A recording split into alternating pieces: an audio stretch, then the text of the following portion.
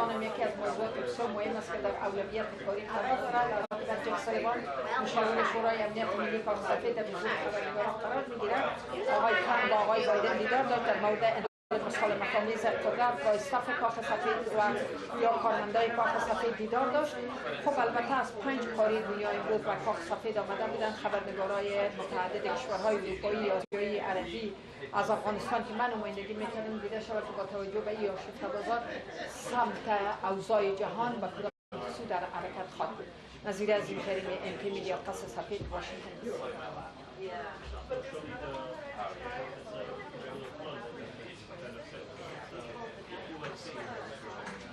I'm gonna check out all of his stuff.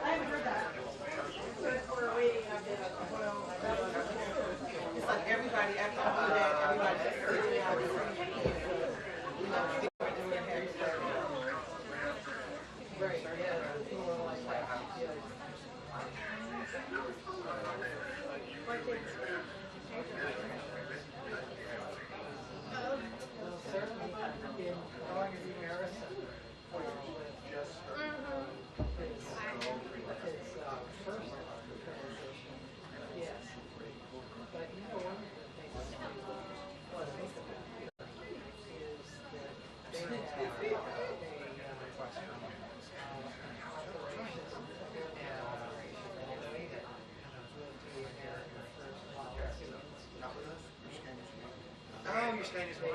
Yeah, okay, okay. Oh! Do you work at We're able to, they brought in people, a woman who was heading your place? Brooke Rollins was the last big pregnancy.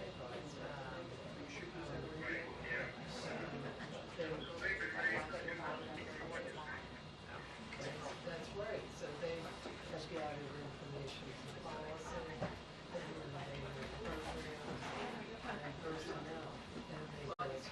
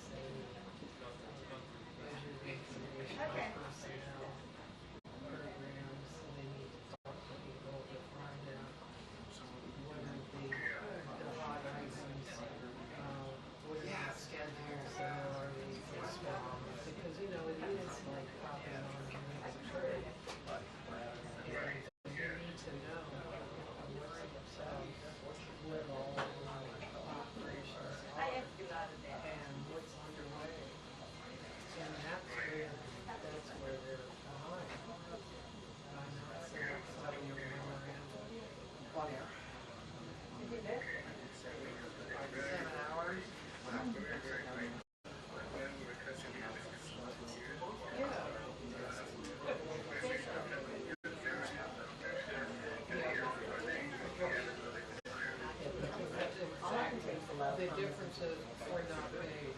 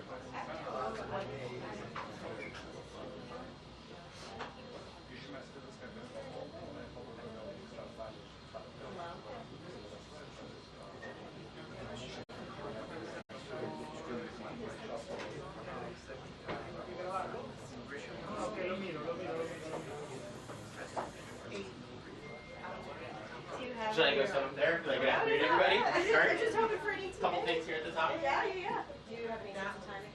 No, I don't. But I'll be back soon. Are you going to escort? Yes. Thank you for your service.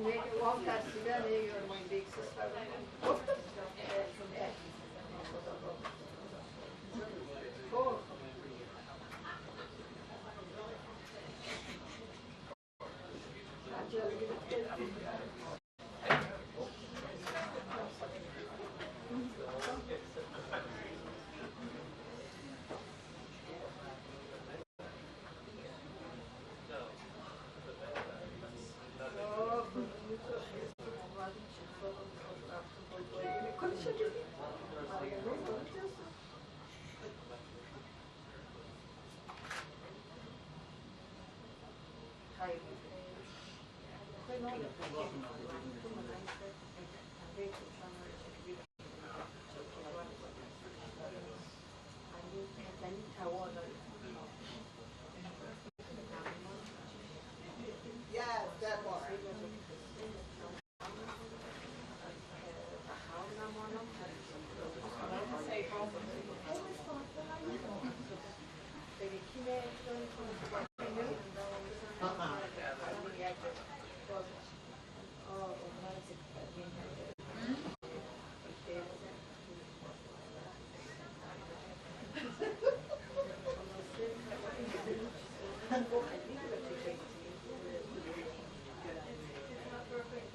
know, but it's better than nothing.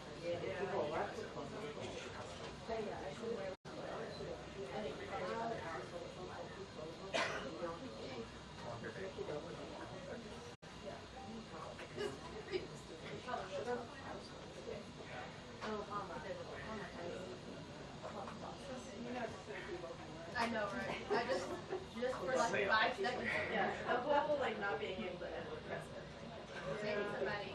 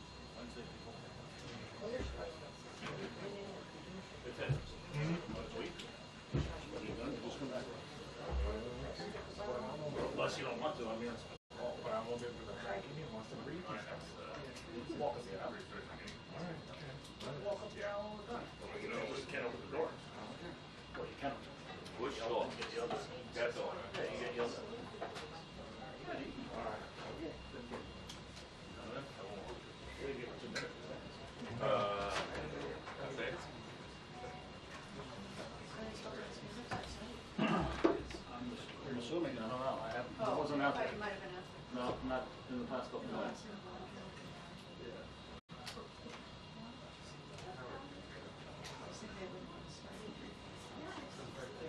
Until what? Won't start until 8 o'clock tonight. I think people are going to be out there all day.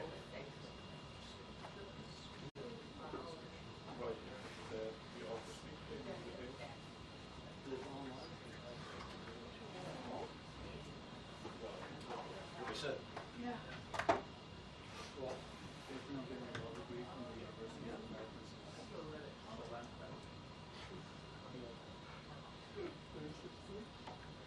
I don't know. And that better fall forward.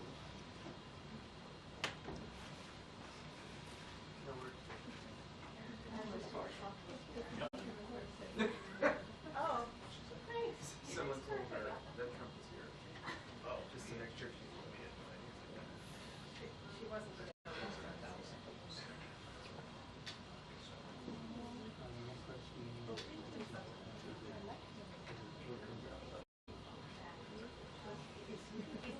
She left. She's back at the airport. All the reporters are They're starting men for you. I wish. No, what is they meeting out there for? They probably don't know that he left. Those reporters don't, they don't need to wait. Taking sunlight. Are we having a press training? Because we have a free press, the reporters can do whatever they want. But maybe President Biden comes out to his reporters. No. I think it's got better stuff. I'd be surprised if you did. Yeah. But definitely President Trump is left Anyway. of the official vote. Okay, so it's fine. Okay.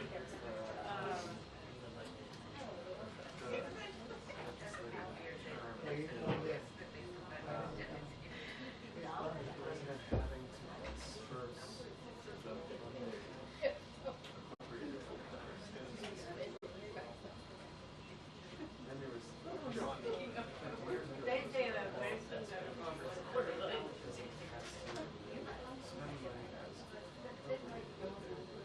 Oh, but I thought you were doing. No, I didn't.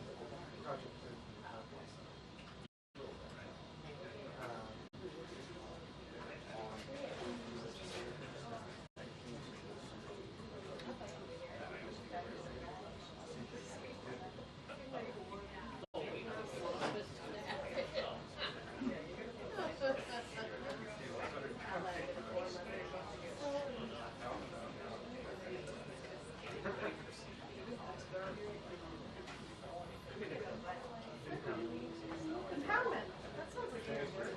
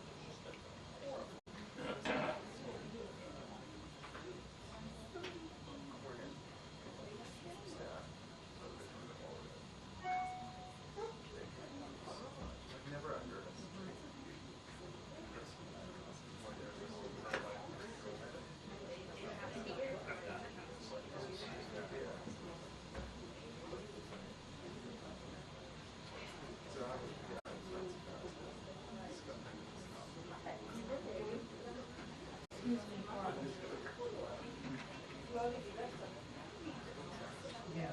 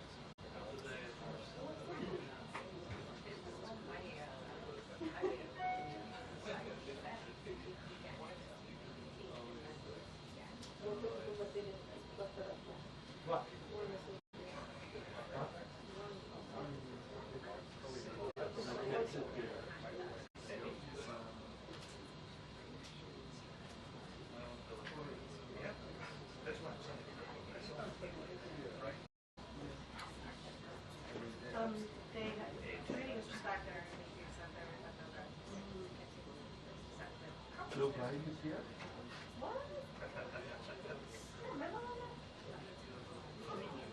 welcome your. Oh, So we're planning a briefing, but no update. It's too kind of it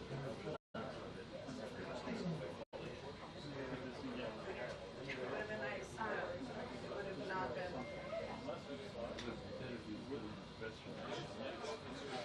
She's gonna wait till my dad is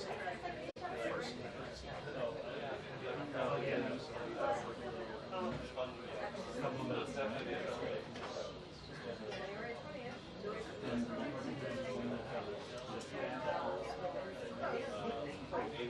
It's gonna be maybe the same size majority that they have now. Yes, and it is gonna be in there. Very similar, just like the last.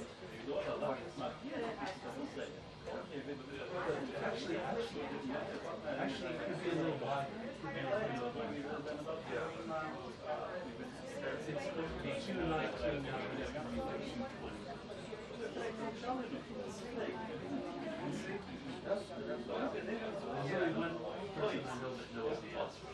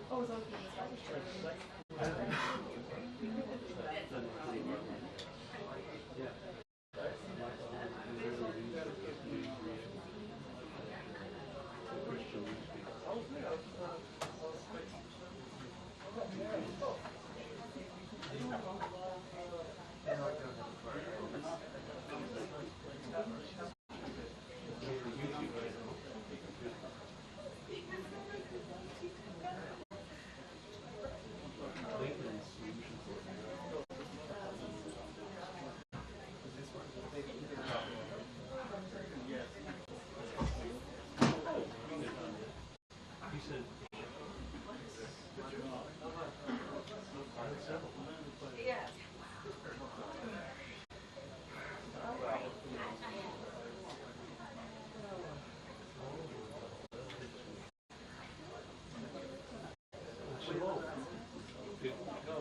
Well, President Trump is gone.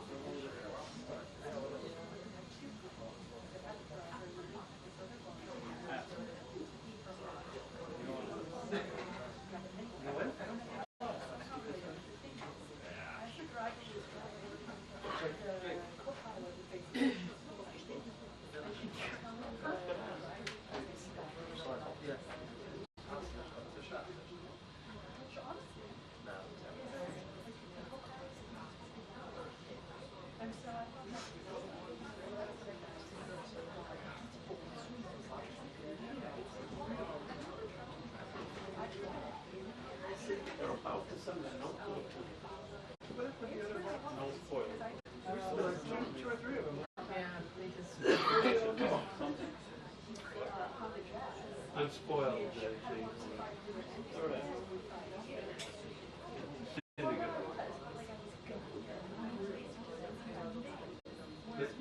And that means you don't have an update on the press meeting start. That was the question that they told me that they wrote was that Like a half hour from yeah, that's a yeah.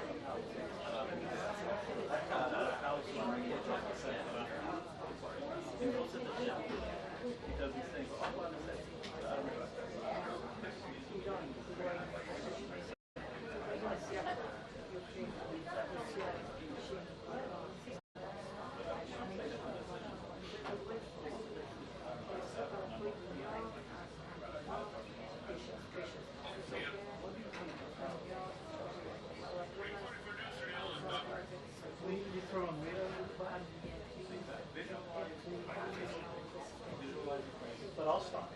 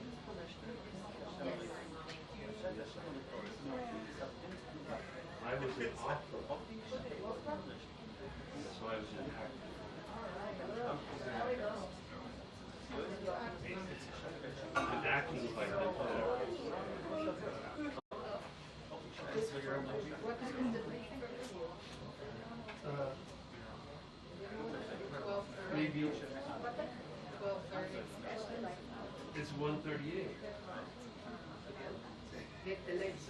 You mean it's 2:30?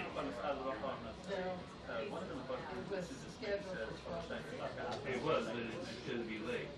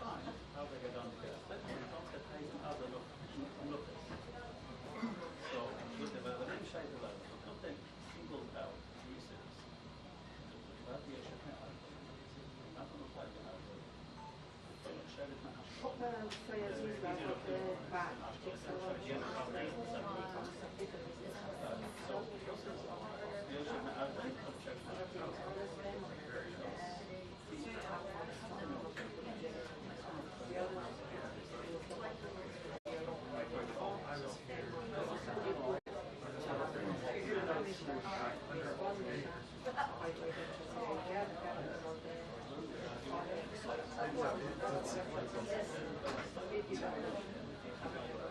had the right idea.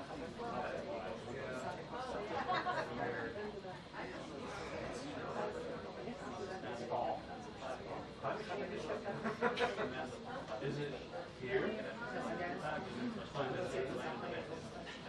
Told. I thought the climate change was only caused by the sun.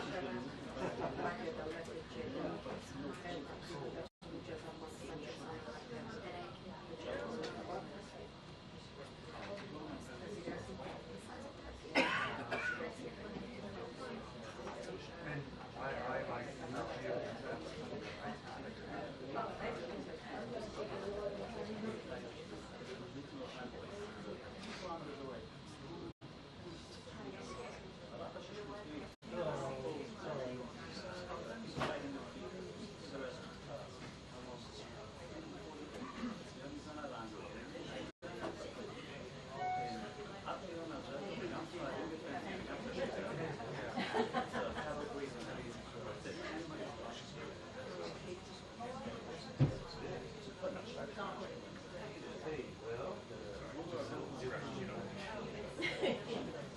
But it does that's a good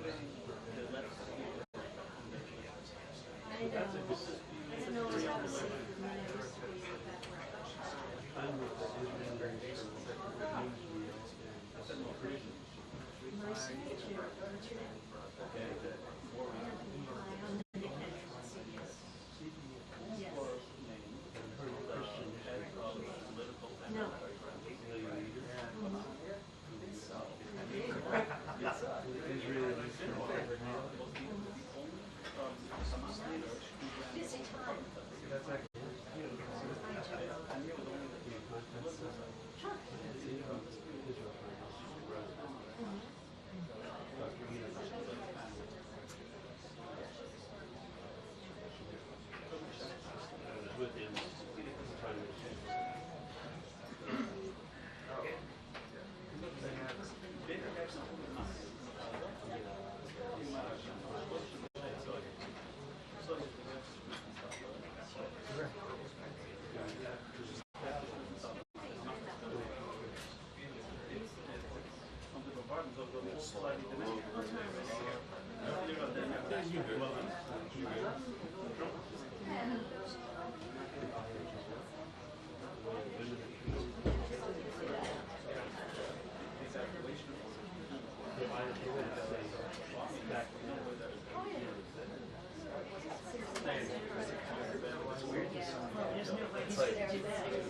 It's like, when you think oh yeah.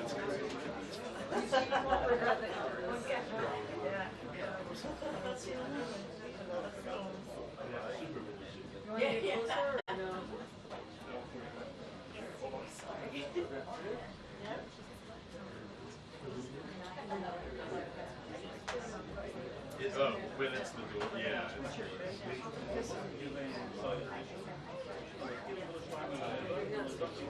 Well, no, the other way. Just take it off,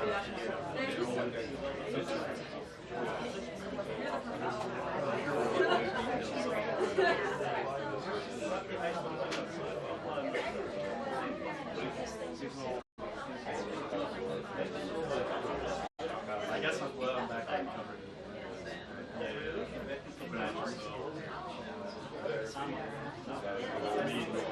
I didn't come out. Yeah, sometimes you can say about there, but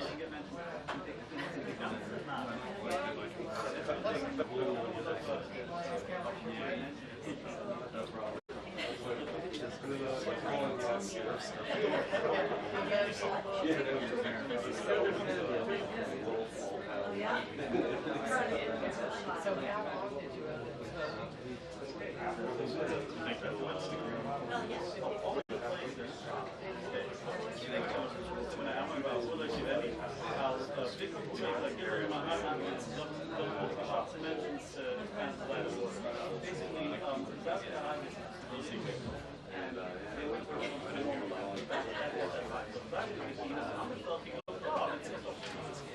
So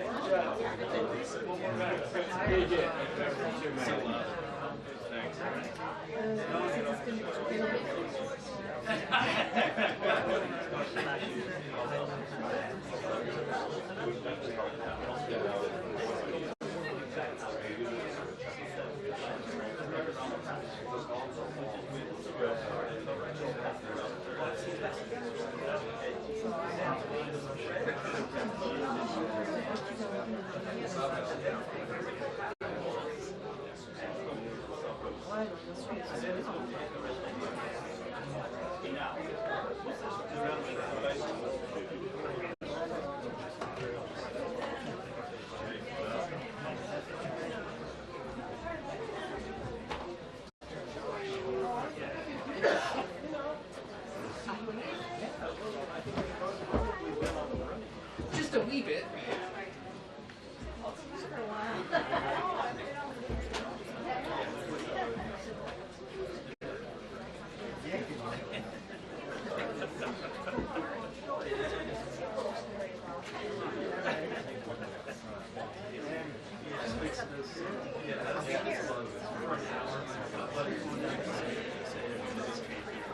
Tireless look. Oh.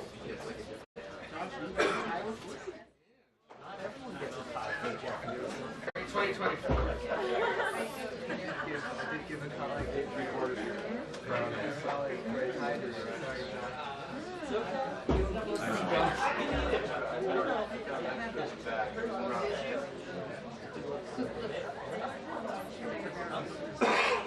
Nice work, gents. casual. Take a side day. Take a side day. All right. Good afternoon, everyone. Oh, okay.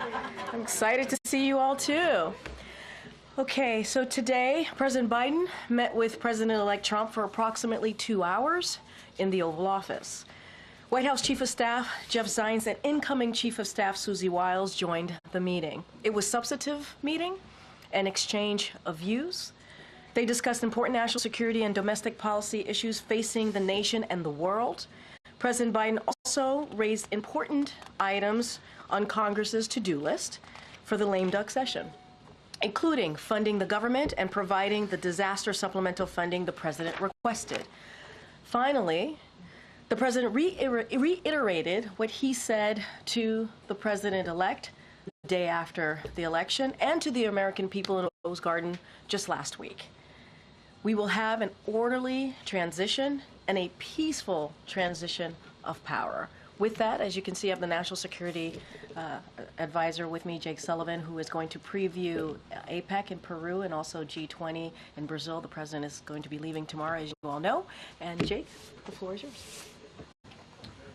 Thanks, Karine, and hi, everybody. I'm going to make some brief comments about the president's trip that he leaves on tomorrow, answer a few questions because I know the issue you are most interested in is hearing from Karine about the meeting. So I will not dally too long up here, but I think it is important to lay out the president's trip here over the next several days. Tomorrow he travels to South America. His first stop will be Peru for the APEC summit, the Asia-Pacific Economic Cooperation Summit. And then he'll go on to Brazil for the first ever presidential trip to the Amazon, and then to the G20 summit in Rio de Janeiro. At APEC, the president will reinforce America's leading role in the Indo-Pacific. And over the last 4 years, he has markedly enhanced our strategic position in the vital region, from our treaty alliances to AUKUS to the Quad to the historic trilateral with Japan and Korea. And with respect to that trilateral, he will meet with President Yoon of South Korea and Prime Minister Ishiba of Japan to celebrate the historic cooperation between our three nations and discuss the importance of institutionalizing the progress we've made so that it carries forward through the transition. While in Lima, President Biden will also meet with President Xi Jinping of the People's Republic of China. This will be the third in-person meeting between the two leaders since President Biden came into office, and their final meeting as presidents. They previously met, as you know, in Bali in 2022 at the G20 summit, and at Woodside, California, near San Francisco in 2023 on the margins of the APEC summit, which was exactly 1 year and 1 day ago. And throughout his time in office, President Biden and his team have worked to effectively and responsibly manage the competition between the United States and the PRC. The president's approach on the PRC has prioritized investments in sources of American strength at home, including growing the middle class and ensuring that America maintains its industrial capacity and its innovation edge in fields such as semiconductors and artificial intelligence. He has strengthened our alliances around the world, and especially in the Indo-Pacific. He has boosted American deterrence, and he's ensured that America remains the partner of choice for countries both in the region and across the world. The president has also taken common sense measures to advance our national security and protect our most sensitive technologies, to prevent them from being exploited or used against us by the PRC, including through significant new export control measures. At the same time, the president has demonstrated that the U.S. and the PRC can manage our differences and prevent competition from veering into conflict or confrontation. And he's done that by ensuring the maintenance of open lines of communication at the leader level, at the military-to-military level, and at every level of our respective governments. And we've also worked to advance cooperation where our interests align, including on counter-narcotics and climate change, which is what the people of our two countries expect and what the world expects. And this meeting between President Biden and President Xi will be an opportunity to ensure a smooth transition and also to continue to keep those channels of communication open, including those especially critical military-to-military channels of communication. Of course, in Lima, President Biden will also meet President Boluarte of Peru to mark the strength and durability of our bilateral relationship with Peru. After that, the president will travel to Brazil, and he'll start with a historic stop in the Amazon to underscore his personal commitment and America's continuing commitment at all levels of government and across our private sector and civil society to combat climate change at home and abroad.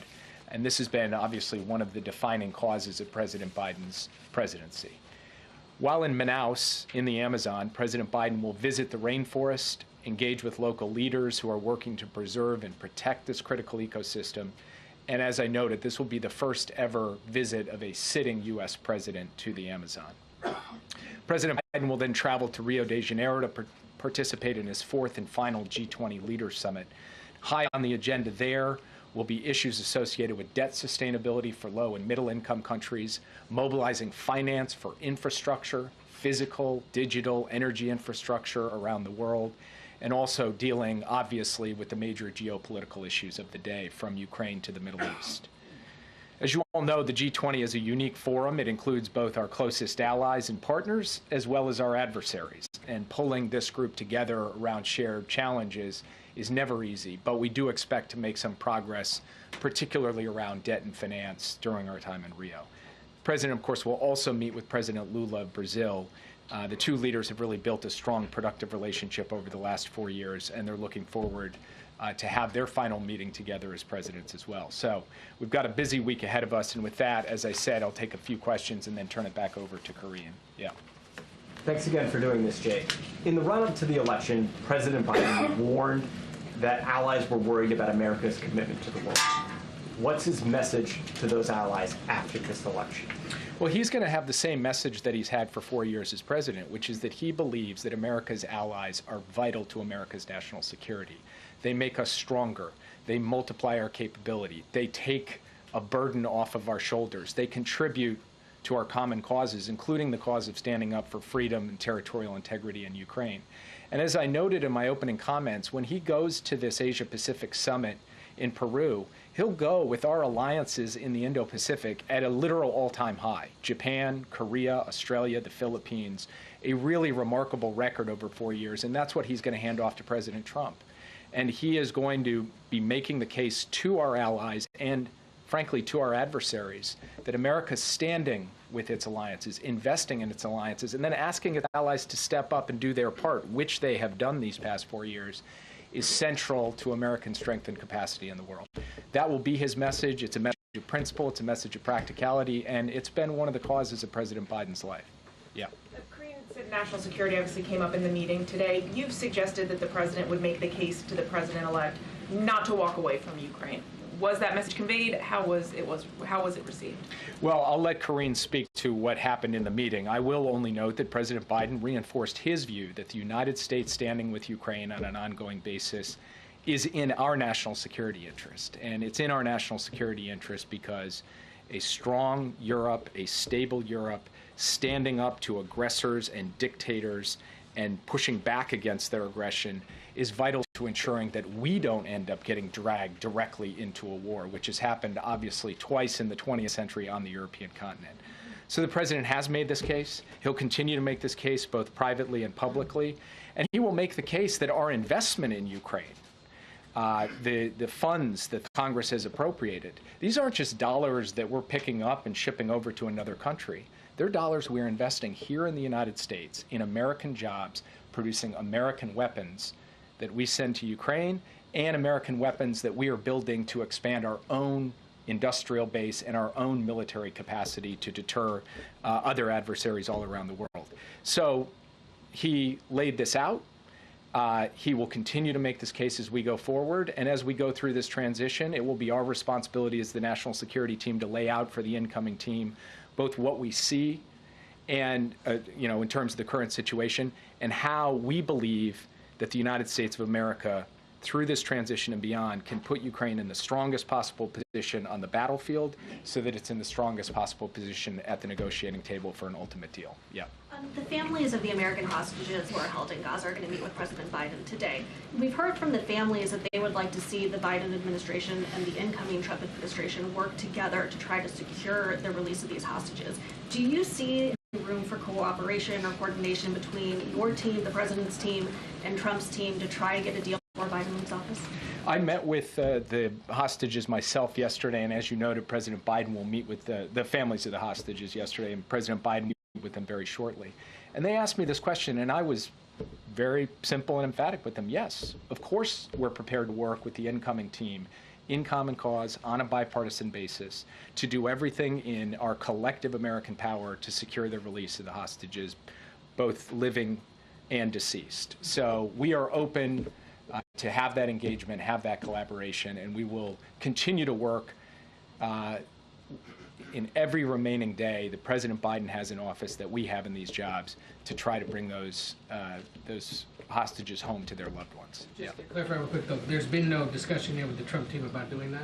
Well, I will say that this is a topic, obviously, the American hostages being held in Gaza that President Biden and President Trump covered today, but we have not had the opportunity to engage with the incoming team yet. I'm only expressing, standing here today, as I did to the hostage families yesterday, we are very much willing to do so, and we've sent a signal to the incoming team that we're prepared to work with them on this issue, as with every other issue, because President Biden's cardinal direction to us is ensure a smooth and orderly transition. On that, are you finding the Israelis as responsive to Biden administration inquiries or requests, given that we know the Prime Minister is in pretty frequent touch with the President-elect? I had the opportunity to sit down yesterday with the Israeli Minister of Strategic Affairs, Ron Dermer. We had a detailed discussion about every element of the current situation in the Middle East, and it was a constructive discussion. We are still actively working in support of our common efforts to push back against our common adversaries, to try to deal with the situation in Gaza, in Lebanon, and directly with respect to the Islamic Republic of Iran. And just to give you an example, we are working on an ongoing daily basis to try to increase the amount of humanitarian assistance getting into Gaza, given the suffering of the innocent civilians there who are trapped amidst the crossfire between the IDF and the terrorist group Hamas. Made some progress in that regard. We extracted further commitments from the Israeli side over the course of the past couple of days. We want to see those commitments followed through on. So we believe that we can continue to work across the board on all of the relevant issues, whether it's humanitarian assistance or it's ensuring the defense of Israel against Iranian attacks, or it's working on ceasefire efforts and a hostage deal in Gaza, or it's ultimately bringing a diplomatic resolution to Lebanon, which we're actively working on. We'll continue to do that every day that we have remaining in office. Jake, I know you can't speak to what happened in the meeting earlier. We'll ask Karine about that. But 8 years ago, then President Obama explicitly warned incoming President Donald Trump about the urgent threat posed by North Korea. He said it was the most urgent national security threat the U.S. was facing at the time.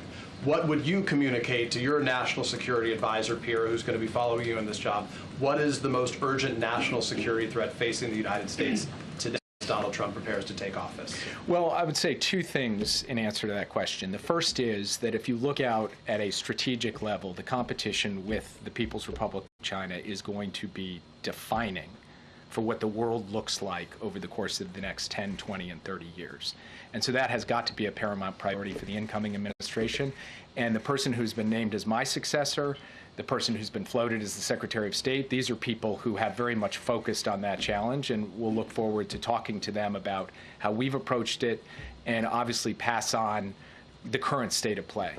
Then there's the most immediate issue, which is Iran and its proxy groups continue to take actions that directly threaten Americans and American interests in the Middle East, and that has to be dealt with on an urgent basis. Now, that's at the macro level and the micro level. In between those two, you have an ongoing war of aggression by Russia against Ukraine, representing a larger threat to European security and therefore global security, and you've got North Korea coming behind to provide troops in that war. So these are all issues for which we have clear approaches, working in coordination with allies and partners, and we're going to try to ensure that we pass off each of these areas to the next team in a way that is as smooth as possible. Last time he was, just to follow up quickly, last time in that same meeting, Obama told Trump that he had real concerns about the hiring of a national security advisor, Mike Flynn. Donald Trump ultimately hired Mike Flynn. Do you have any concerns about the names that you have heard mentioned so far and announced so far by Donald Trump to serve in his administration in a national security role? I know some of them. I've engaged with some of them, and people like, for example, Congressman Waltz, who's been named to be my replacement. He's somebody that I have engaged with in the past. I respect his service to this country in uniform. He's put his life on the line. I respect his service in Congress. He and I obviously don't see eye to eye on every issue, but I am very much looking forward to engaging him over these next 60 days, as I said, so that we can have this smooth handoff. There are other people that he's named who I just don't know, I haven't met, and therefore can't comment on. Yeah. So you talk about wanting to engage, wanting to smooth this transition. Why hasn't it happened yet? Is the signing of the MOUs an actual issue that is preventing you from coordinating with the incoming Trump team? So I'll defer to Karine to kind of go into the nitty-gritty. What I'll say at a broad level, though, is the MOU creates the opening for the landing teams to arrive at the agencies, to include the NSC. But that doesn't mean that we can't reach out and get, and express our willingness to engage with our counterparts, our incoming counterparts. We've done that. And so I expect that in a matter of days here, we should be able to have some engagement. Of course, that depends on whether the incoming team wants to engage, and that will be up to them. But for our part, we are more than willing to do what is our responsibility as directed by the President and, frankly, as dictated by the Constitution, which is to ensure the peaceful transition of power. I have a China-related question as well. The Biden administration largely left in place the Trump-era tariffs on China. The policy towards China hasn't been wildly divergent. Do you see the potential for bipartisan agreement on the relationship with China in the next administration or going forward? I think for us to succeed in the long-term competition with the PRC, it will require a bipartisan foundation. The best traditions of American foreign policy have always had a bipartisan element, and many aspects of the policy that we have pursued in this administration with respect to the PRC and with respect to the Indo-Pacific have been bipartisan. By the way, the same thing is true with respect to Ukraine, where there has been strong bipartisan support and votes in both the House and the Senate for the resources and the strategy for Ukraine. So from our perspective, we would like to see that continue. Now, obviously, we don't know what the incoming team is going to do, how divergent they will be. Those will be decisions they take, not for me to comment on. All I can say is that when it comes to investing in our alliances, the sources of strength at home, the protections of our advanced technologies, these are things we're going to advocate continue because we think that they are not political issues, they're American issues that can serve all of the people of this country. Yeah. Will the president raise this alleged hack by a Chinese hacking group when he meets with President Xi? And are you planning any kind of consequences for that hack? It is a significant issue. I expect that the FBI and CISA will have an update in terms of their investigation, which is ongoing, into the hack soon. We here at the White House have stood up at the NSC, what's called a UCG, a Unified Coordinating Group, in order to coordinate the entire U.S. government to be able to deal with this hack, which is a hack of private telecommunications providers, but private telecommunications providers that provide services to U.S. government personnel, among others. So you will hear from the FBI and CISA on that. I do expect this will come up in the meeting in Peru. And I'm not going to speak to consequences from this podium. I will only say that we have made clear over time that we will respond when we see actions taken in terms of cyber attacks, cyber espionage, cyber intrusions. That has been a feature of our policy to date. It will remain a feature of our policy going forward. I'll take just a couple more and then let Karine take over. Go ahead. Thanks, Jake. Can you give us a sense of what else President Biden said to President Trump about Russia in their meeting? And also, with regard to China, will he pass on any tips or color from his meeting with President Trump to President Xi when they meet? And what will his message be to President Xi?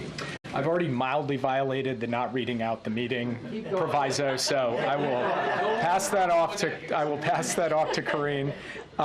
Mild violations.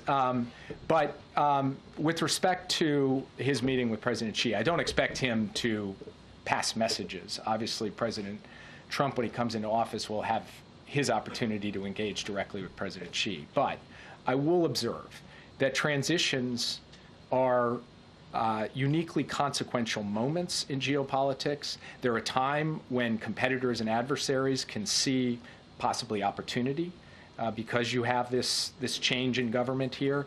And so part of what President Biden will communicate is that we need to maintain stability, clarity, predictability through this transition between the United States and China. And he will also really reinforce the point that in order for us to manage this competition responsibly going forward, we have to sustain over the long term, the channels of communication at every level, particularly the military to military level.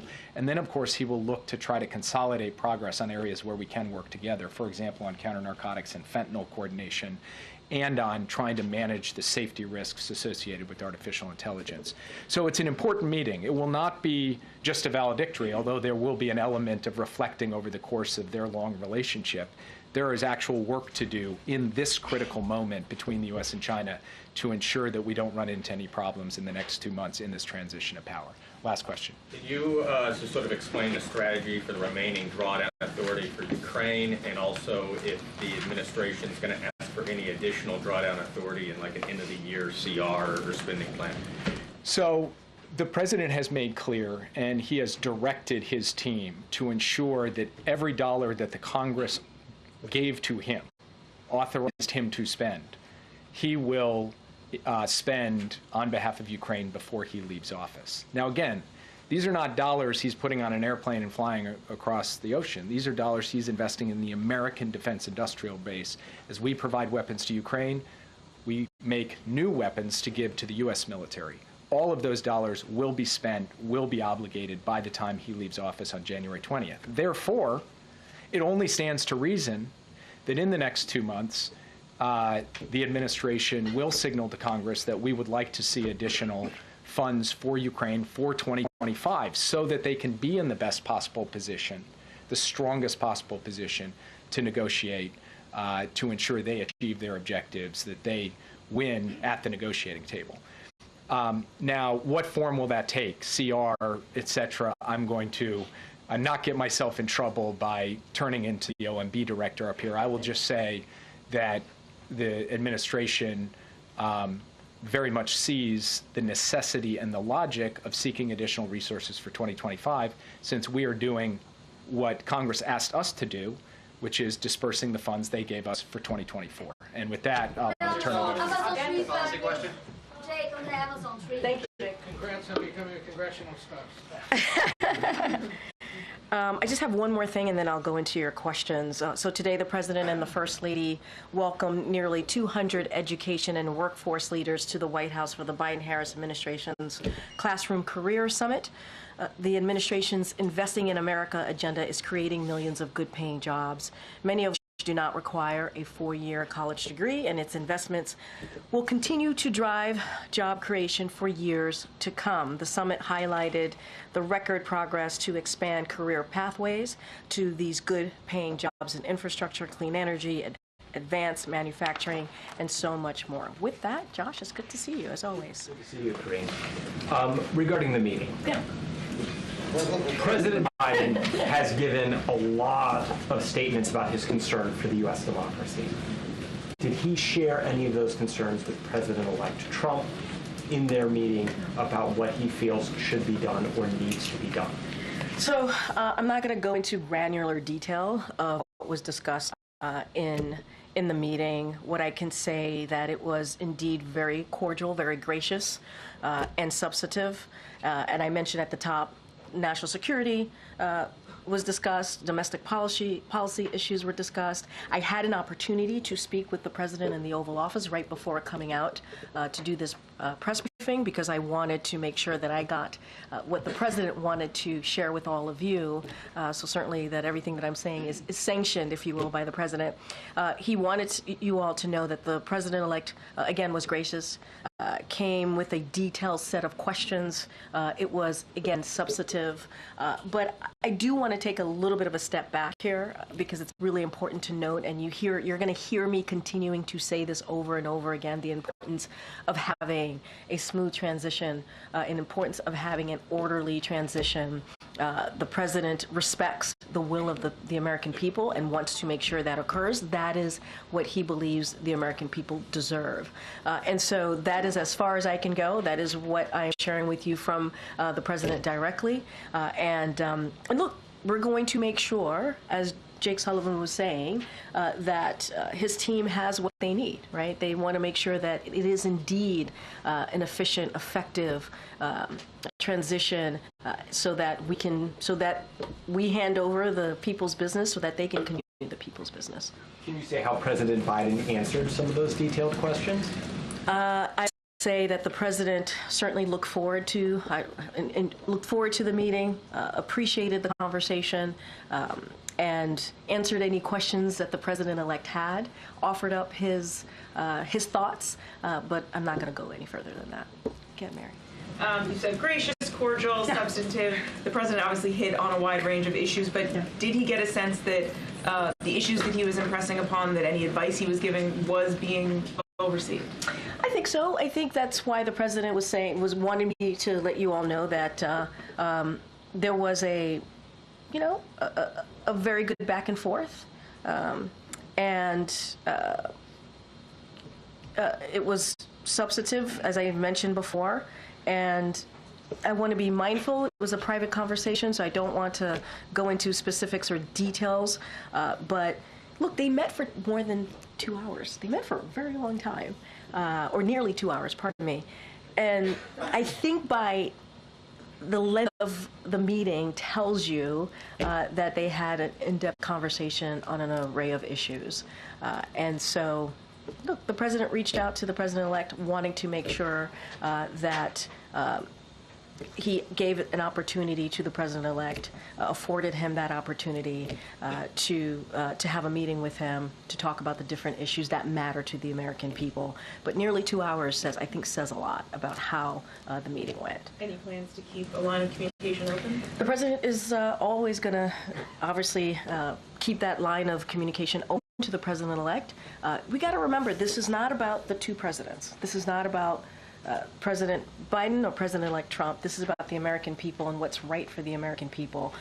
And if anything, the president has led by example, right, over the last week now on making sure that we have this cordial transition of power. On just one other topic. President-elect Trump's nominee for defense secretary has questioned whether or not women should serve in combat roles in the military. Wondering what the administration makes of that. Is there any concern about women's ability to serve in certain roles going forward? I think we've made ourselves really clear. I'm not going to speak to this pick. That's not the president's going. The president-elect is going to lay out his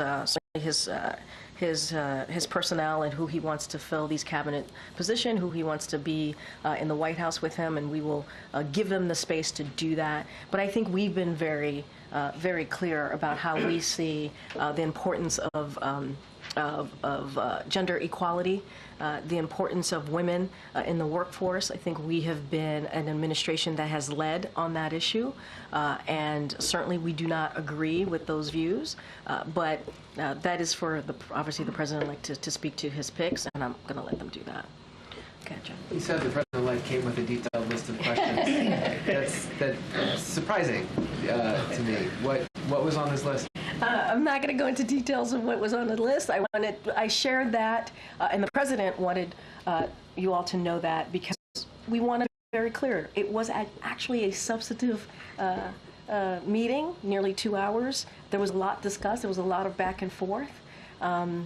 And I'm not going to go into specifics. If the president-elect wants to share his set of questions to President Biden, he certainly can and will if he chooses. But wanted to give you as much information as I could without going into too much specifics on a private conversation. Was the list typed out on a piece of paper? I don't have. I appreciate the effort there, Jeff. I don't have anything beyond that. Did the issue of the fact that President Trump did not acknowledge President Biden as the winner in the 2020 election come up today? What we want to do is move forward. We do. Really? No, seriously. What we want to do is move forward. We respect the will of the people. There was an election, as you know, last week, and the American people spoke. And so the president is going to make sure that he puts the American people first. He's going to make sure that we move forward in this process, in this transition process, in a way that is respectful to the American people and to lead by example. And so that's our focus. That's what we want to do. I think the president has shown that in the past week of that leadership. And so that's what you're going to hear. That's what we're going to continue to do in the 68 days that we have left in this administration. I understand that. I guess that just seems like a piece of unfinished business between them. Did it come up at all? Look, that is something certainly that I would leave for the president-elect to speak to. What I can speak to is this president wanting to focus on the American people, wanting to focus on issues that matter, domestic policy issues, national security issues that are critical and important in how we move forward as a country. That's what the president wanted to focus on. Again, it was gracious, it was substantive, and I think that's what's important. And what we are showing the American people is how you do this. How do you have a peaceful transition of power, how it looks, and leading by example. And that is quintessential Joe Biden, I believe. Go ahead. Yeah, thanks, Karine. I'm just trying to understand. I mean, besides demonstrating a peaceful transfer of power, what's the big message that President Biden was trying to convey to incoming President Trump? I think just that, and the American people. You know, you all had those who were able to be in the room got to see the two presidents sitting side by side, shaking hands. You heard what the president-elect talked about politics being tough, and understanding what that looks like. We get that as well, you know. And I'll go back to what we said last week. Did the elections turn out the way we wanted? Absolutely not. Are we disappointed? Yes, we're disappointed. But again, there was an election, the American people decided, and what the president wants to focus on is what it looks like. What it looks like to move forward, to put the country first, to put the American people first, and move forward in a respectful way. And I think that was also the message that you saw from this president today. Does the White House have any reaction to this Department of Government Efficiency that Trump announced yesterday? He's brought on Elon Musk and Vivek Ramaswamy to lead. Says the group is being tasked to find ways to cut government spending, waste regulations. Does the White House have any concerns about this effort, or do you think maybe it's a good idea to look at these things? No comment. I'm not going to comment. Okay. You talked about ensuring that the next administration has all the resources they need for this transition, but one thing that needs to happen in order for the Trump transition to have access to agencies and such are these signings of the memorandums of understanding with both the GSA and the White House, including an ethics plan. Did that come up in any way in the conversation today, even if it was just between Jeff Zients and Susie Wiles? And I was just going to say that, as you know, Jeff Zients, the Chief of Staff, had an opportunity to speak with the incoming Chief of Staff. I have not spoken to Jeff on if that issue came up, but Jeff has been leading this effort of making sure that we have that smooth transition of power. We are ready. We are ready to go. And I've also mentioned that the co-chairs of the Trump transition have said that they are in public have said that they are going to sign the MOUs. So I'm going to have to leave it to them. We're ready. And Jake, I think, put it really well when he said it doesn't mean that we can't still have conversations. It doesn't mean we can't engage with our counterparts or those who have been picked by the president-elect to come into this administration. Certainly, we are open to that and want that to happen. But I would have to refer you to the Trump transition, they have said they would sign those MOUs. And back in 2000, then Vice President Al Gore actually hosted George W. Bush a few days after he had conceded the election. When Bush came to meet with Clinton, he then went on to meet with Gore. Did Vice President Harris stop by the meeting at all today? And does she intend to host Vice President? So I can say Vice President did not attend the meeting between the two presidents this morning. I would have to refer you to her team on how she wishes to move forward and her part in all of this. But you also heard from her last week when she talked about the importance as well of having a peaceful transition of power. Leave that to her to answer. Go ahead. Just to work out a few of the details. So it was four of them in that room: the president, the president-elect, Chief of Staff, the Chief of Staff designate. Yes, sir. Were the two presidents ever left alone in the room? I don't have anything beyond what I shared. What I can say is it happened for approximately 2 hours, and it included the current Chief of Staff, the incoming Chief of Staff, and obviously the two presidents. I can't speak if the presidents had the presidents themselves, President-elect and President Biden had an opportunity to speak privately. I can't speak to that. I didn't ask. Over in the diplomatic room, right? Right. So to your point, you are correct. We sent out a pool note about how the President Biden, and also First Lady Dr. Biden greeted President-elect Trump upon his arrival, and just to add a little bit of color there, she gave the President-elect a handwritten letter to congratulate Mrs. Trump, and so also express their readiness to be involved and engaged with her team, Mrs. Trump's team. And so that specific piece, obviously, I would direct to the First Lady's office. But yes, they first met and greeted each other in the diplomatic room. But Jake or nobody else came in, or it was just the four. It was just the four of them, as far as who was in the room with the president. It was in the Oval the whole time. As far, yes, it was in the Oval. The Oval meeting was in the Oval, as I just stated, and he flagged for me that they greeted the president. They, meaning the First Lady, and also the President Biden greeted President-elect Trump when he arrived. I have one other question about this weekend that people might wonder. Yeah.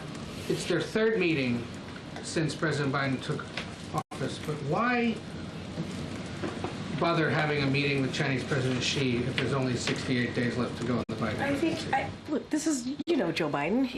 He understands the importance of having face-to-face, one-on-one conversations with world leaders.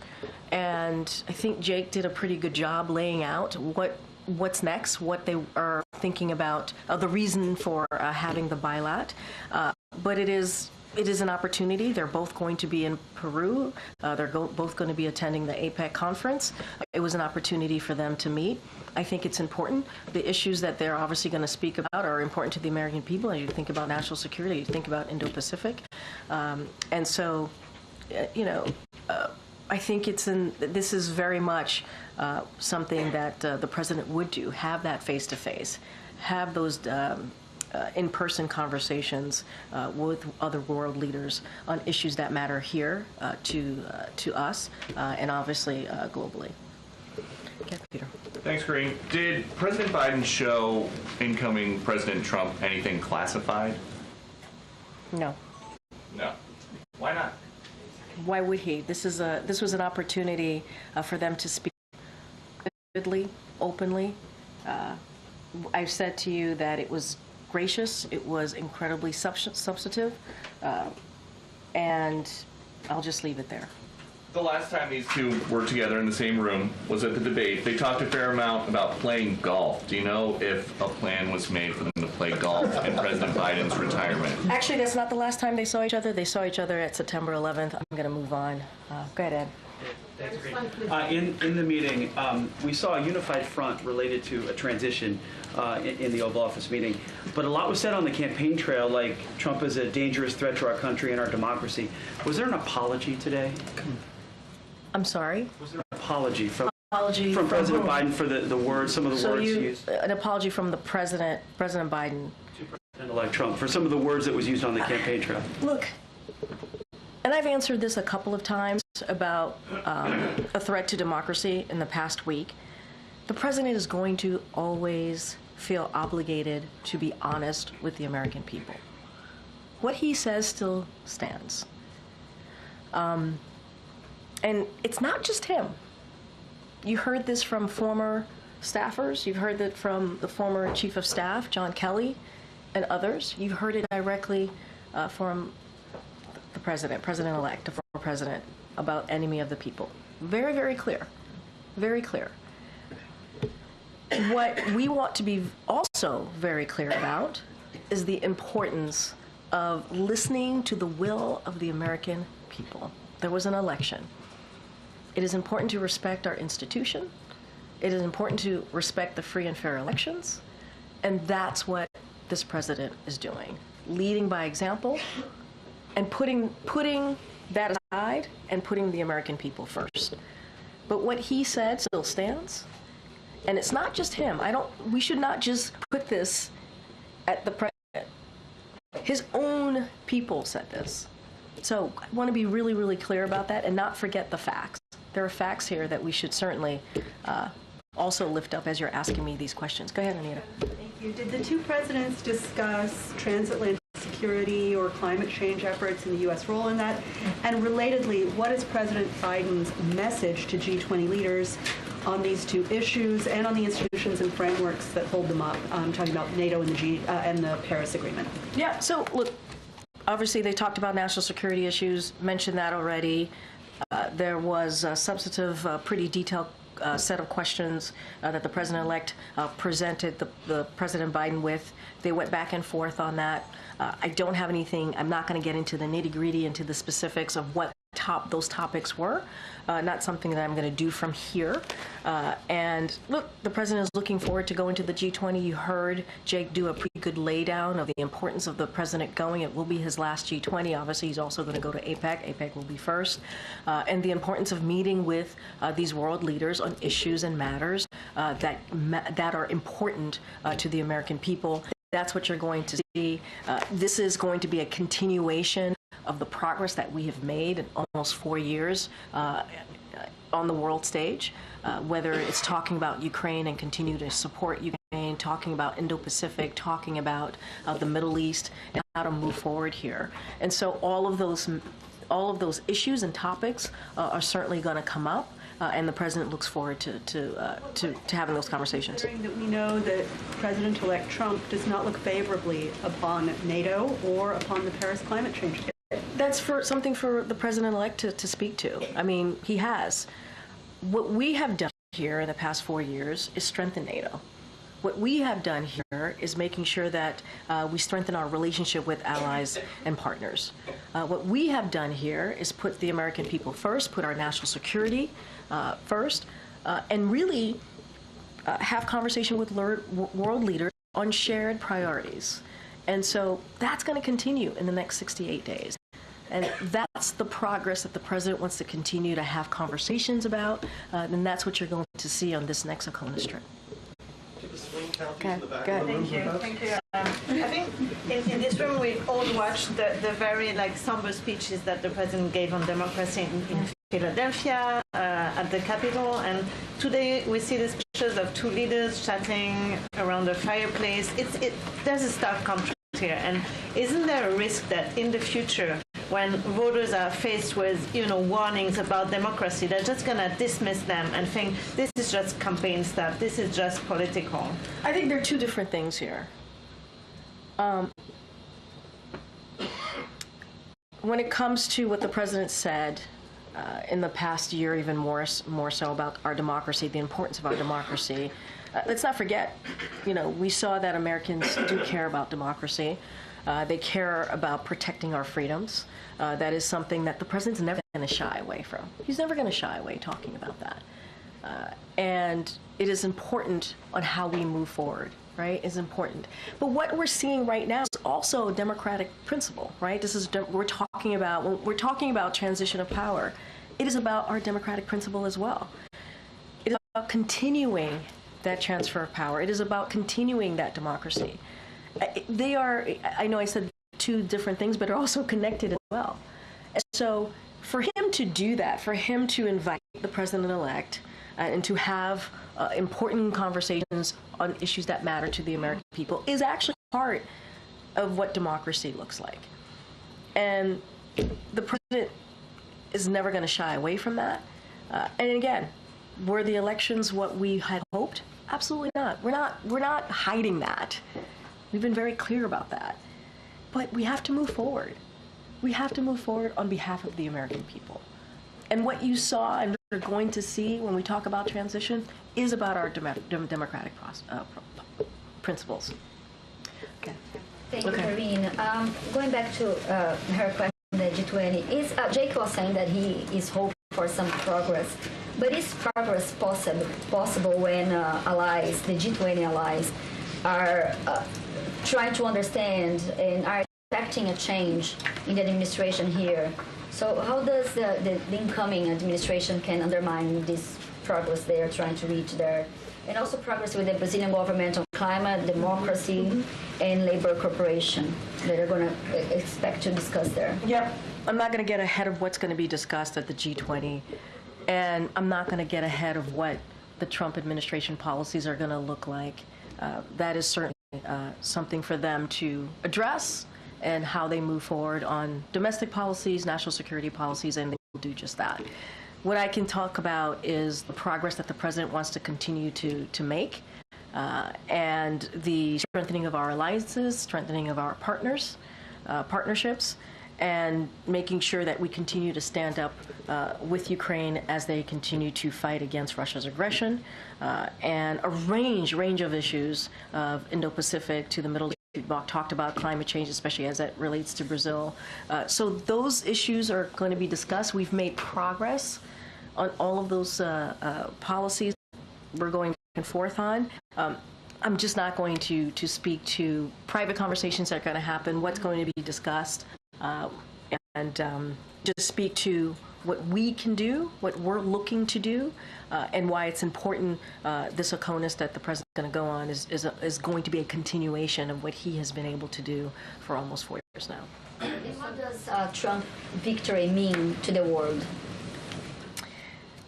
You know,